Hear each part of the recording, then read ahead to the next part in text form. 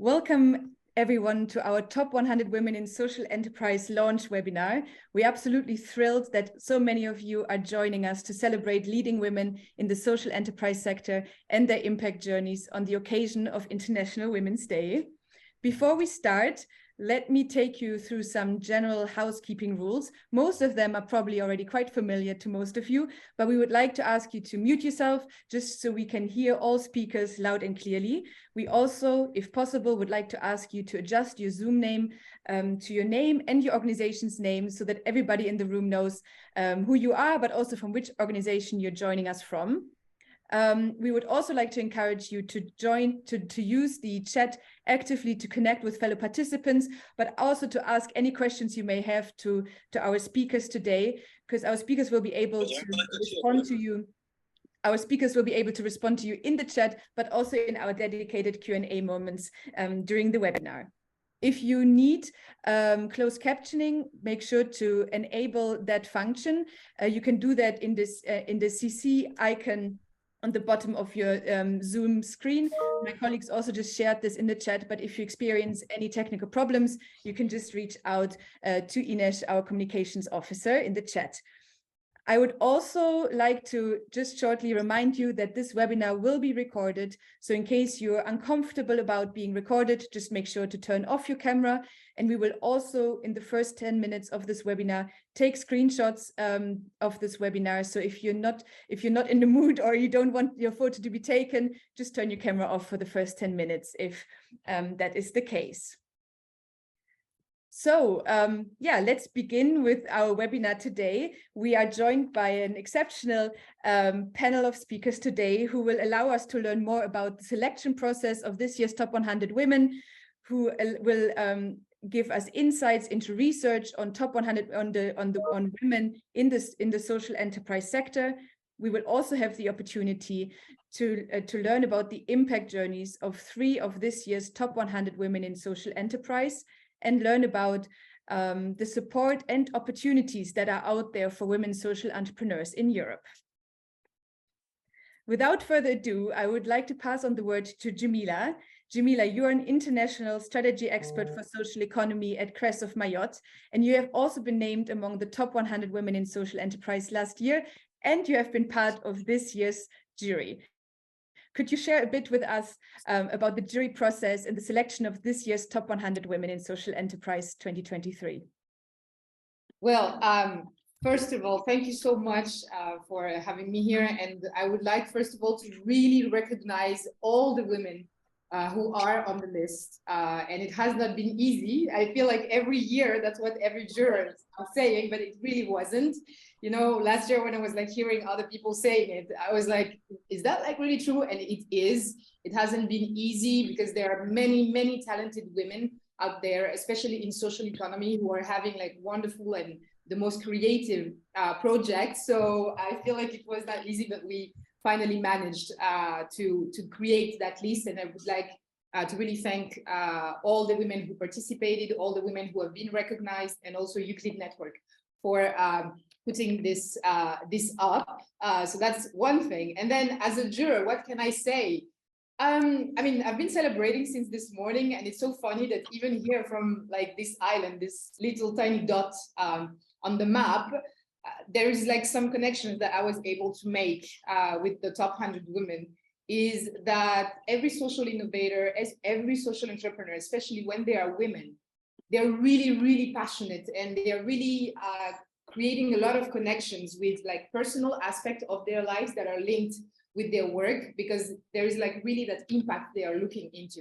And as a juror, that's really what I have noticed in all the different profiles that we've had. And it was so interesting as well to see that balance that these women were looking for into their different projects. So some of them like really moved me, like it was really heart-shattering sometimes to make a choice, to be honest, because some of them had incredible ideas with a lot of potential, and others had like very human and touching stories, and it was like very, very difficult, but we managed to make it work. And I really hope that we can move this movement forward in the long run, and recognize more and more women in what they are doing in the society, and also for social economy. But I imagine that other speakers will speak better than myself. So yeah, that's what I can say as an insight as a juror. Wonderful. Thank you so much, Jamila, and to all jury members who participated and selected this year's Top 100 Women in Social Enterprise. And you just also touched on a very important point, right? That today we are celebrating, of course, the top 100 women in social enterprise and their achievements. But we also on International Women's Day, of course, celebrate all women that create impact in the social enterprise and in the social economy sector as well. So thank you so much for that. And a huge congratulations to all the women who made it on the list. While this initiative is about celebrating and highlighting women in the social enterprise sector and their impact journeys, this initiative is also about highlighting the remaining barriers or challenges that women in the social enterprise sector are still experiencing. Natalie, you are working as a policy analyst at the OECD, and you have been working for quite some time now and researching the situation of women in the social economy, but also, of course, in the social enterprise sector. And I would like to invite you to share a few research findings with us to set the scene of what is the situation for women in the social enterprise sector. Sure, thank you very much, Gelinde, and I'm hoping that with this I can contribute to one of the things that we think is the most important one, and obviously your initiative and the 100 women as well as all of the other women that we've seen coming through this and that Jamila had just mentioned are very important for helping with one of the key challenges, which is visibility, which I'm going to get to in a little bit, for women in social entrepreneurship. So what I'm going to do real quickly is give you a little bit of context of why we're working on this at the social economy unit in the OECD, and then what it is that we look into, and give you a little bit of a preview to a report we're launching on the 20th of March here in Paris with Marlene Schiappa, Secretary of State for Social Economy and Associations, and also with a lot of colleagues from different areas, including some of the colleagues from Euclid Network who will be present here. So let me dive in right into what the issue is. So essentially, within what we see is within the social economy, you have a high number of women. So across different countries and social economy that encompasses associations, cooperatives, mutual organizations, social enterprises, and as well as us as foundations. And within all of those different countries, you have more than 60% of women in those sectors. This is on the one hand, a really, really good thing. On the other hand, we see that there is a lot of sectoral concentration of the social economy itself, as well as of women in the social economy. And I think that can also be illustrated. So this is a data point that the colleagues at Euclid Network have actually collected as part of their European Social Enterprise Monitor, where you can see that social enterprises are very, very concentrated. And it's very, very interesting to see that in human health and social work activities, as well as education. So this is great because this helps advance societies. This helps advance social impacts that Jamila just mentioned. There's so many initiatives across so many different sectors. But that also has its challenges. I'll get to that in a second. At the same time, what we can also see in the social economy and social enterprises is that there is more gender equality than across other areas of the economy, right? So we talked about the fact that there's more women more generally, but there's also more women in leadership positions. So you can see from data that we've been able to collect through different sources, including, again, the European Social Enterprise Monitor of the colleagues at Euclid Network, but other areas as well, that women make up management to a high, or make a higher share of management in social economy organizations, specifically social enterprise in a lot of different countries. And even though this data needs to be taken with consideration, because it's not everything can be inferred from it, what we can already see is that it looks like there's women can have a greater chance to take up leadership positions. Women can make a career out of this to a higher extent. And for example, when you look at the case of Turkey, where you have, I think, about 18% of managers in in commercial organizations, in profit-seeking organizations being women, then you have about 3 times as many in social enterprises. You can see that there is potentially a case where you can help advance gender equality just through that employment. And then we talked about in the beginning all of these services that social enterprises provide in education and in care and social work. These services also help women enter labor markets more equally, because obviously those services, the service provision of those, makes it so that women can participate more fully. So there's a lot that can help advance gender equality within the social economy. In our report, we're going to look very deeply also into pay gaps and other areas where there seem to be advances, but you can still see that there still is some gap, right? So not everywhere are women to the extent represented in social enterprises as they would be within the labor force into management, and not to the same extent throughout different areas. And I think that's, we can also see that when it comes to high-level management, there's fewer women across the board. So we still see that there's a couple of challenges that the social economy and the social enterprises still face for advancing gender equality, in particular women social entrepreneurs face. The one point that comes to mind immediately is like a lot of women's work, and including women's social enterprise work, is invisible. So this is why when Jamila said she was moved by all of those stories, it's what we need to do. We need to get those stories out there. We need to hear more about all of those important, empowering women that do all of this kind of work. And we need to recognize that this is not like social work that needs to be done for free. We need to recognize that this can be work that is meaningfully contributing to societies and needs also to be recognized as such and paid for. At the same time, we also have this challenge that I just mentioned of like there is still persisting gender gaps. So you look across different sectors, and we see that within the social economy, specifically if you go into more technologically heavy sectors, or if you go into sectors that are traditionally more male dominated, you have fewer women, and you have fewer women in management again, and then also throughout different structures. And so I think there is a potential for us as policymakers on the OECD side, but also as organizations such as yours, to highlight what those points are, to highlight those challenges, and to help advance gaps where they are. And I think that's where we need to put our minds towards it, gather the data and get the information to highlight that. There's huge initiatives, for example, in Spain, REAS does audits of social economy organizations on that. And I think within efforts that are being made, even within Europe and with the colleagues here, this can be advancing. And finally, all of these 2 points are still limiting women from accessing funding. So I've said that there's more women in social entrepreneurship and social enterprise, but more generally, there's women in social entrepreneurship. So there can be different types of social economy organizations. We know from the Global Entrepreneurship Monitor that 2 in 5 social entrepreneurs is a woman, while only 1 in 3 commercial or more only profit-seeking entrepreneurs is a woman. At the same time, we also know that entrepreneurs more generally, women-only founded organizations only receive about 2% of VC. So if you look at the startups, it's already very visible that there is a very, very small percentage of women that only 2% of women only funded. But there's also the notion of like how much they receive, and that's usually 30% less than their male counterparts.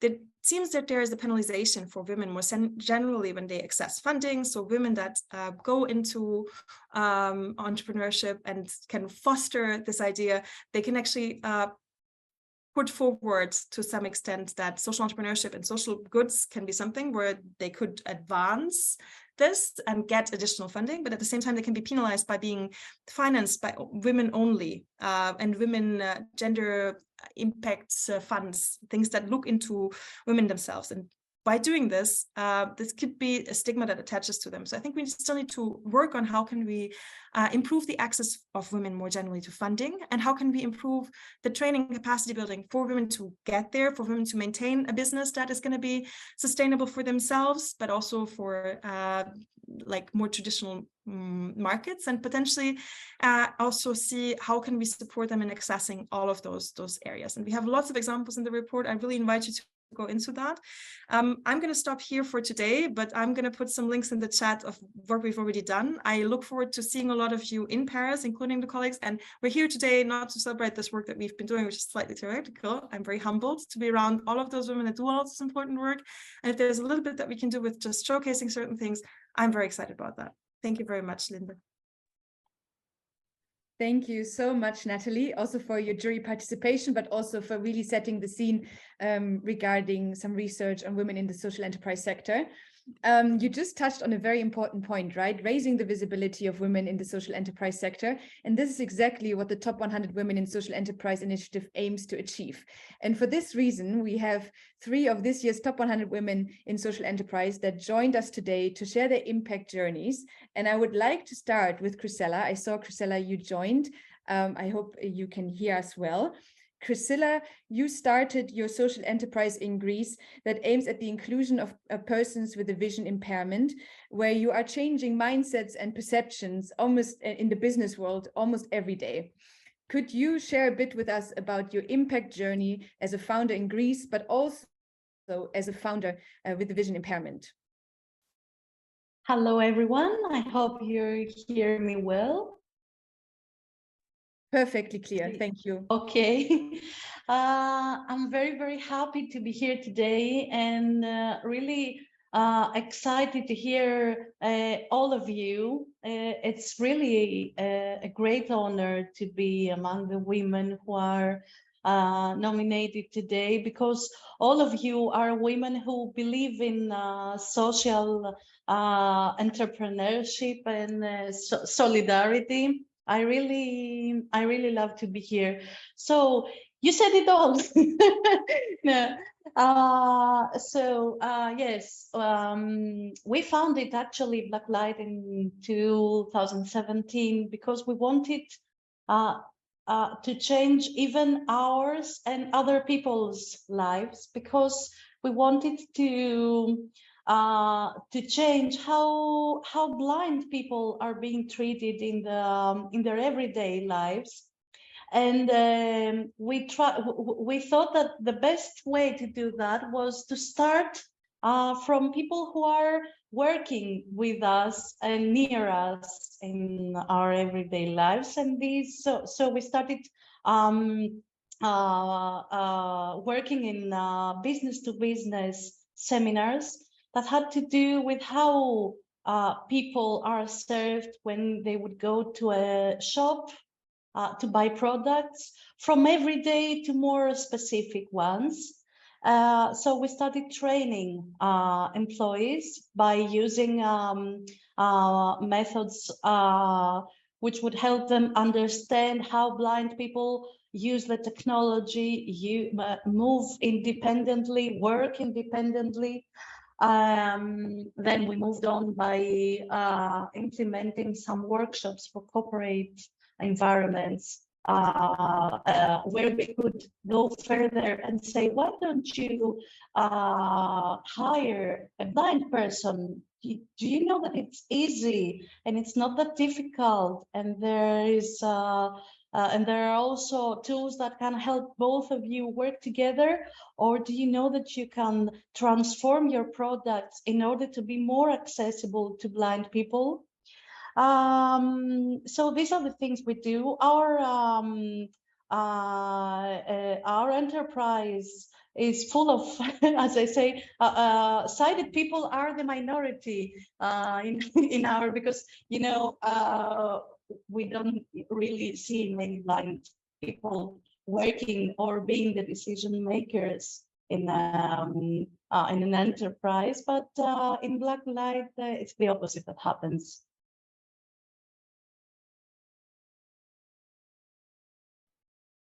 Thank you so much, Chrisella. Would you like to add anything else, or? Yes, I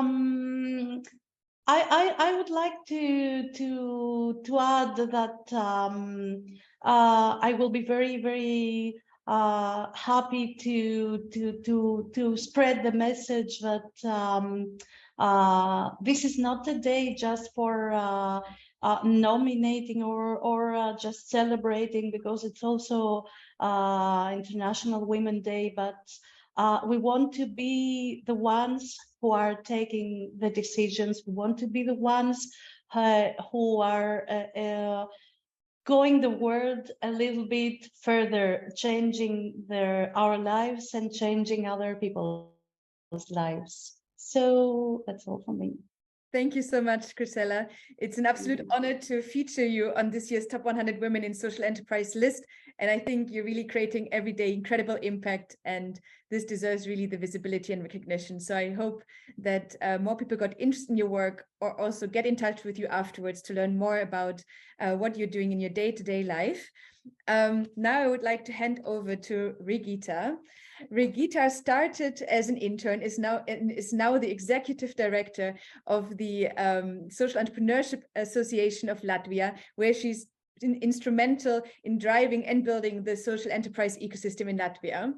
Regita, could you share a bit with us about your impact journey as a social innovator in Latvia, especially given that you're also still quite young, if you experienced anything else that maybe you would like to share with us? Hello all. It's a true honor to be listed as top 100 women in social enterprise. And also I was asked to share my story. As I started my journey in social economy 7 years ago already in 2016, when I was very idealistic, 20-year-old studying human and social anthropology. And I was interested in community empowerment. I saw a true value in giving the voice to the communities, giving the voice to individuals and empowering them to do even more. And I understood that social economy and social entrepreneurship is the field where I want to work. And even more because I come from the most deprived region of Latvia, Latgale, that is positioned close to the border with Russia, and sometimes is considered to be the most poor and inactive one, where people don't have voice and don't have something to say. But I wanted to change also this narrative of my region, and that's why I'm also always saying that I'm from this region, and we want to see change and empowerment coming from this region. And there in 2016, I started to be an intern in Social Entrepreneurship Association of Latvia that was established in 2015. And it is the leading organization of creating a favorable environment and ecosystem for social entrepreneurship development in Latvia.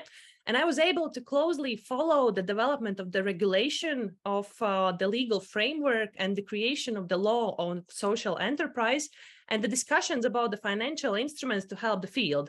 The field is still very new in Latvia, and there is a lot to do in the awareness raising in all levels. I was very happy to be working side by side with the true leader, Madara Ulanda, that created the fundamental way of how the organization works. I had an opportunity to enrich my knowledge and skills in USA in business innovation consulting, and afterwards to continue my work in Social Entrepreneurship Association of Latvia. We work closely with the public sector representatives as well as with social enterprises themselves to understand their needs. We unite more than 130 members to drive the ecosystem development in all levels, regional, national, and also international. We unite the ones that believe in the power of social impact. In 2020, when I was just 24-year-old, I had an honor and actually big responsibility to become the director of Social Entrepreneurship Association of Latvia. I was even welcomed by the president of Latvia to my new role as a young leader. But since then, it has been actually roller coaster of never-ending challenges and changes, because we have been through COVID pandemic. We have had war in Ukraine. The crisis has been seen in civic organizations as well as in the value chains of businesses. Unfortunately, we have seen many social enterprises to close their doors, and many have been struggling to survive and continue their endeavors. But again, crisis is the time when sometimes true leaders are born and developed, and sometimes leading the organization has felt like leading a ship into the storm when you actually can't predict the future. And I think that many leaders right now feel like it, because we have no idea what future holds for us. But we need to be strong, we need to be united, and we need to feel that there's somebody for us. And being a young woman in the leadership position has always been a struggle in all roles, but even more so in the situation of working with different level stakeholders with high demands and needs in local, national, and international contexts. But nevertheless, it has been fun and very enriching experience. I have grown as a leader and built my confidence in the main fact that social entrepreneurship is an effective way of tackling the most pressing needs. I have had an amazing team of powerful women working together with me, Liva, Mara, Liga, and a strong leadership board that is holding my back. And this acknowledgement actually goes to all of us that believe that change can happen. I've heard so many times that our society in Latvia is not yet ready for this, not yet ready for social entrepreneurship. But they are wrong. The future is now, and we actually have those leaders that are ready to work in social entrepreneurship, to be the change that they are making. And here I actually would like to thank all of our amazing women leaders that have been part of this path who have built this and who have worked to actually get here. And it goes to many women actually also on this list. And I'm truly happy that this year on the list, there are 4 women from Latvia. And that's something to be actually very, very proud of. But my main inspiration comes from the leaders of social enterprises in Latvia. And in many cases, they are strong women that have gone through their own challenges. But they are the true leaders that keep it rolling every single day through many challenges. But we are here to help them on their path. And that's our role, to give them the platform, to give them support, and to be their shoulders where they can sometimes cry when they need to. But we are here to help them on their path. So I thank you very much, all the great leaders, great women, and let's celebrate ourselves and leaders that are creating the change every day. Thank you. Thank you so much, Regita. You're really an inspiring leader, and we're really happy to have you here today to share your story. If you have any questions already for Regita or Chrisella, make sure to write your questions in the chat. We will read them out in a short Q&A after we also welcomed Aza to the stage, to our virtual stage. Aza, congratulations for being part of this year's Top 100 Women in Social Enterprise. You were born and raised in Palestine, and you came to Europe about 5 years ago, and you co-founded Skill Lab to really provide equal opportunity for all, something you can strongly relate to. I would like to invite you to share a bit as well about your impact journey, but also about your experience coming new to the social enterprise sector and finding your way in Europe. Yeah, thank you. Thank you very much. And first of all, good afternoon for everyone. And again, I just want to thank Euclid Network and everyone worked on this. And actually, it's an honor also for me to be recognized for the top 100 women in social entrepreneurship and in Europe. As you just mentioned that I just came from Palestine since 5 years, and I will tell more about my my story. And also, to be honest, I even was so surprised for me, like it was so a surprise for me to have this recognition here. And till now, I am not sure who nominated me, but whatever and whoever that person was, I want to tell them thank you. So when I received also the invitation to speak, I will admit that I was hesitant to accept it because, like countless other women out there, I often struggle to find the right words when it comes to talk about my accomplishments. But then I realized something so important, that accepting this invitation wasn't just about me. It was a responsibility I owe to all the women who have ever felt silenced or unsure of themselves. So I decided to speak not only about my journey, my impact journey, but also about my achievement and also about the challenges of my personal journey in social entrepreneurship. Sometimes it might seem that I am discouraging others from pursuing leadership in social entrepreneurship, but my goal is to make it clear that it is precisely because of these challenges we face that more of us need to participate fully and with confidence in ourselves and at each other. Let me return to my surprise at receiving this recognition today as one of the top 100 women in social entrepreneurship. So perhaps you can understand why receiving this award is particularly humbling for me. Just 5 years ago, I had to take a decision to leave my home, Gaza in Palestine, and to move to Belgium. I left there my family, my dreams, my career, and my network, my social network, my career network. So when I arrived, I had to start from scratch. The first decision that I was able to decide for myself is to have Europe as a new home for me. And what inspired me is a quote that my mother always used to tell me: you should shine wherever you are.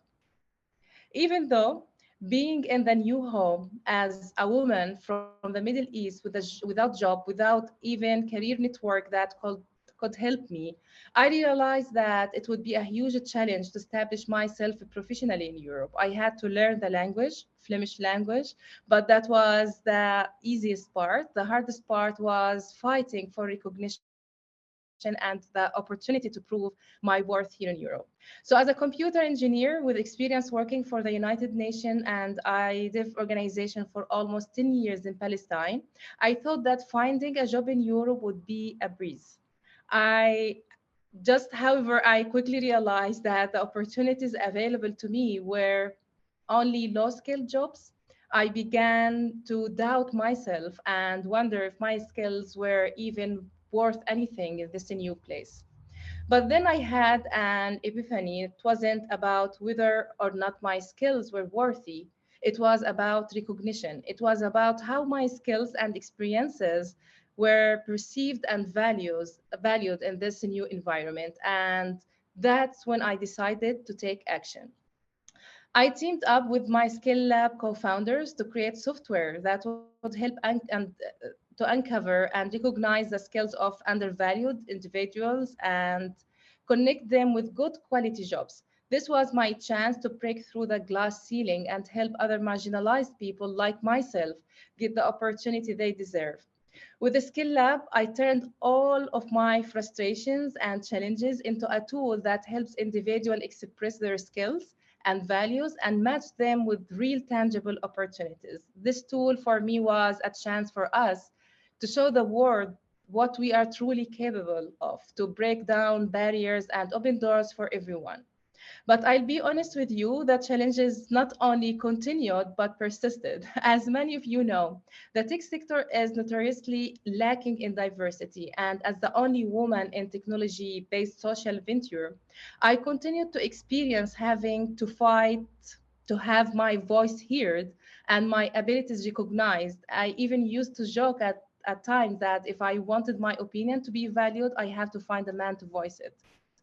I'm glad to say that Skill Lab and I have come a long way since those early days. Today we have near gender parity, although we still fight for more leadership and decision making, for a diversity of voices. And as I reflect on the last few years and what these words mean, I want to end on an encouraging note for everyone here. Despite the challenges we women face in social entrepreneurship, we must continue to fight the good fight. I once heard someone say, in order for tech to do good, good people must go into tech. And I believe the same is true for social entrepreneurship. Without continuing to push the door open for women in leadership, social entrepreneurship will not live up to its mission to create better world for people, a mission that I remain committed to and that reminds me every day why I do what I do. And if I can leave you with three small pieces of advices for other women considering a career in social entrepreneurship, they would be this. Number one, I just want to say for all women here, find people who inspire and want to support you. I would never have been able to get as far as I have today without the encouragement and advice of mentors, coaches, and supportive colleagues. Remember that even if you don't feel like it, you can be an inspiration to others. Believe me, I didn't expect that at all in my life. Often what keeps me going are the words of respect and recognition from women inside and outside of our company that remind me that I have responsibility to others struggling for recognition and opportunity to have an impact. The last one here is don't hold back and decline invitations to speak about your achievement. It's time to let your voice be heard, to share your incredible achievements with the world. Don't be afraid to stand tall and proud because when we empower ourselves, we empower one another. So it's an invitation for everyone and telling everyone here, let's show the world what we are truly capable of. Thank you. Thank you so, so much, Azar. I think you got us all smiling and nodding and raising our hands. So thank you so much for these tips, but also sharing your journey with us and also sharing your learnings with us and maybe how we as women can keep supporting each other to create more impact. I would like to take 5 minutes maybe for a Q&A. Looking at my comms team, if any questions came in, if so, feel free to read them out loud to our amazing speakers. I would like to ask you if you could share any stories of a woman that has inspired you. Like a role model. Would someone like to start? I will start. Great, go ahead. Yeah, I always say that I have a role model in my life, and I'm so lucky that this role model is my mother.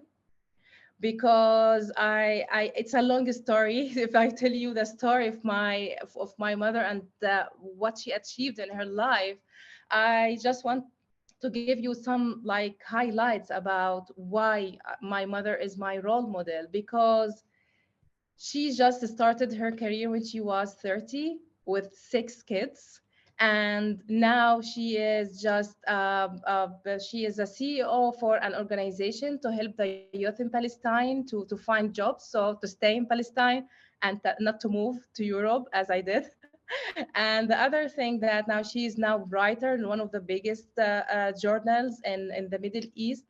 So that, with giving all the steps or the challenges that she had in her life, and living with her in the same place and then under the same ceiling, and seeing how that every time she just break all those barriers that she faced in her life to reach her goals. And as I just mentioned, that she always inspires me with those quotes that she pushes me to continue. And wherever I feel myself that okay, I'll drop now down and I think that I will not be able to continue, I just find her inspiring me and just telling me, even without telling me, just looking her to her where she is now, I really feel always inspired by her.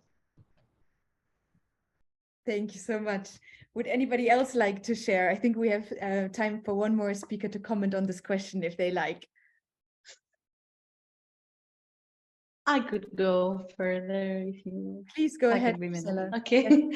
So I used to be a person who would tell you that although I get inspired by people, I'm not a person who likes to have, you know, the model of someone's life and says, okay, I love this, I'm gonna follow it. But apart from my mother, of course, but okay, you mentioned everything, so I don't want to repeat that. But I wanted to mention that I get inspired every day by the younger women I work with in Blacklight. I collaborate with them, and they're in their like 20s or 24, 25 years old, and they are women who love to make this change. You see, in this society that we're living, most people want to have a job which is let's say a typical one, and not being in the social entrepreneurship, not being sure if we will be able to sustain the next years, although we're trying hard and we're succeeding and we are going further step by step. But these women are people who want to change their own perspectives. They learn every day new things about blindness, about disability. They learn they gain new skills with working in the social economy, and they are women who really inspire me, because these women are the ones we will talk about in 10 years. They will play strategic roles the next years, and I really love working with them. They are, I think, much mature than I could imagine myself being in my 20s. So I every day I go back and say I love this generation. Thanks a lot for these words, Chrisella. I hope we can continue exchanging those stories, not only on International Women's Day, but even more so, not every day of the year, but maybe every other day of the year. As Natalie, and Natalie, I'm already referring to you for the second time in this webinar, but as Natalie has shared as one of the main barriers for women in the social enterprise sector, it is access to funding, but also access to tailored training opportunities or non-financial support. And this is a barrier that is not only highlighted now by the OECD, but also by quite some other research, such as the European Social Enterprise Monitor as well. And for this reason, we are really thrilled that we are joined today by Cornelia, who is a policy officer on social economy at DG Employment at the European Commission, and that we are also joined by Lisa, who's a senior manager at google.org, especially focusing on the EMEA region. Both of them will shortly highlight what opportunities are there for women social entrepreneurs in Europe. I would like to start with you, Cornelia. Maybe you could highlight a bit the work the European Commission, or specifically DG Employment, is doing to support women social entrepreneurs. And maybe you can also highlight some opportunities that are relevant for all our participants in the room. Thank you so much. Yeah, thank you, Galinde. Good afternoon to everyone. I will start on a personal note. Just before joining the unit for social and inclusive entrepreneurship at DG Employment last summer, I Googled and I came across this site on the Euclid web page, the top 100 women in social enterprise.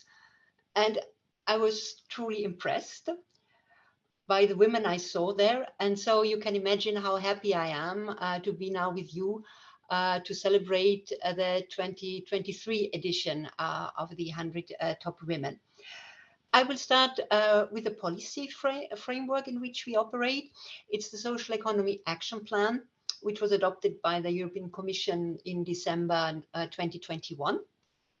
And it highlights the capacity and the potential of social economy entities to improve gender equality and provide equal opportunities to all.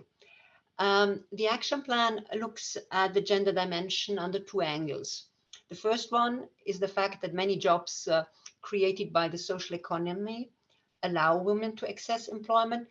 And secondly, that social and care services provided by the social economy allow women to get to the wider labor market. We know, however, that the large share of women in the social economy workforce does not prevent issues of gender pay gap and lower access to managerial positions, which again has an impact on wages, on salaries. So this requires continued attention. And as Natalie Lechelt from the OECD has mentioned, I mean, yes, all this needs to be monitored, and we need, because things will not just change because of an action plan. So I'm very happy so that we have also this data and can follow how the situation evolves. Among the more than 60 actions of the Social Economy Action Plan, I would like to mention the Youth Entrepreneurship Policy Academy, with a nice abbreviation YEPA, as it will focus, among others, also on women entrepreneurship, so among the young people. And so the YEPA consists of a series of workshops online and also online in person to bring together policymakers and networks of young entrepreneurs. And tomorrow, this YEPA will be launched in Brussels. So it will be tomorrow and on Friday, if you happen to be able to register still. I would like to draw your attention to another project, another initiative really on the ground, which the European Commission has financed, and it's the Better Incubation Project. This project targets existing business incubators to make them more mindful of the situation of underrepresented groups in entrepreneurship, such as women. It was funded under the EU EASY program, and it developed a capacity building module for business support organizations so that they are empowered to help social enterprises and potential entrepreneurs, also among women, to develop their enterprise and also to better liaise with social investors.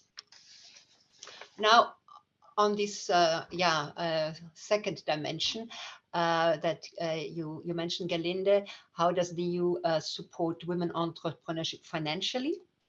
So women entrepreneurship is supported both through grants, so non-repayable grants via the ESF Plus programs, and through the repayable financial support under Invest EU. So women can benefit from all EU instruments, such as microfinance loans and investment for social enterprise, and of course, additional non-financial services such as mentoring and coaching. However, there is no earmarked allocation for women under Invest EU. So these are demand-driven products, and experience shows that about 1/3 of our microfinance recipients are women. So to enhance female entrepreneurship more, the Commission is going a step further. It promotes the presence of women in the decision-making positions of the funds into which the EIF, so the European Investment Fund, is investing into. So we expect that this will help in turn to support more women entrepreneurs. So to conclude, the European Commission continues to this double approach for supporting female social entrepreneurship through policy action and through access to finance. So thanks for your attention, and congratulations also from my side to the top 100 women of the 2023 edition. Thank you. Thank you so much, Cornelia, for joining us today and sharing your insights. I saw already that Natalie shared some links to the initiatives you mentioned, but we will make sure to all participants to also follow up with you via email so you can access all the information that Cornelia mentioned that might be quite relevant for you. I would like to welcome Lisa to the stage. Lisa, could you share a bit with our audience what Google.org does to support women social entrepreneurs and social innovators in Europe, and what programs might be relevant for our audience to join or check out? Hi, everyone. Thanks, Gerlinde. So my name is Lisa. I'm a senior manager at Google.org. For those who don't know, this is Google's philanthropy. First of all, congratulations to all the successful women applicants today. What a huge achievement. And of course, happy International Women's Day. It's a huge pleasure to learn from and be virtually surrounded by so many amazing and determined women. And thank you so much for inviting me. A short personal introduction from me as well as we reflect on the International Women's Day. For me, it's often the time to think about those who paved the way for us, the women on whose shoulders we stand on, whose voices and wisdom gave us strength to persevere, and whose legacy allows us to navigate our professional and personal journeys, maybe with just a tiny little bit more ease. And of course, not only in the broader society, but also in our own lives. For me, it's definitely my mother-in-law, Regina, who owned a shop in the city of Douala in Cameroon, which is in Western Africa. And if you saw it, you wouldn't think much of the small hut selling lifestyle products. Yet, unlike many other similar shops, Regina's shop became the center of the community, where women gathered in support groups and which also grew into an extensive microfinancing program. At Regina's funeral, over 4,000 women shared how they owed their success to her and the programs and the emotional and professional support she provided. And for me, this is a constant reminder that every woman, whatever metaphorical shop she runs, has a huge potential to create waves of impact and empower other women. So today I'm delighted to tell you a little bit more about my own shop, so to speak, and I hope that the programs that we run at Google.org and then insights that we have from supporting women focused programs will benefit you and your communities. So a couple of words first about google.org. It's Google's philanthropic arm, and our mission is to support underserved communities and provide opportunities for everyone. And we do it through three main channels. First of all is funding. Every year we direct 1% of Google's profits to support nonprofit organizations and social enterprises around the world. And our goal is to use our philanthropic capital to help the sector take informed risks, spur innovation, and provide comprehensive support to marginalized communities. And the second avenue is technology and products. We connect organizations to leading Google's technology experts. And finally, volunteering, which is very important to us. We match nonprofits with Google employees who want to volunteer their time and expertise.